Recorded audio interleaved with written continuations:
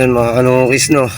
Bali 2, 4, 6, 8. Bumawas ako ng itlog sa super brown red natin, no. Binawasan ko siya ng 4 kasi masyado marami, parang hindi niya pipisahin mga kanukis, no. Binawasan ko to ng 4 kasi marami na masyado.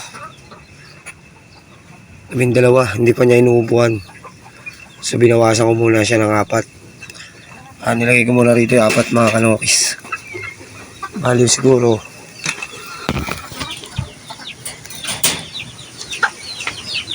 yan, yung 4 mga kanukis, no. Binawasan ko, masyado madami. Alagay ko muna doon sa incubator, so dandahanin natin mababasag para mapisa. Sakto naman kasi yung incubator ko, pinainit ko na, so ilalagay na lang ito mga kanukis, no. Para sigurado na mapisa. Mainit na yun sigurado. Siguro hugasan muna para mas maganda-ganda. Hugasan ko muna ito mga kanukis, no. Ito, tandaanin lang natin.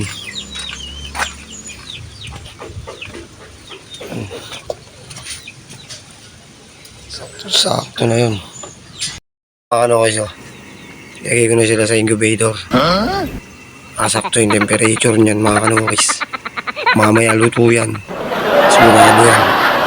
Ang sarap mo, super brown red, yummy.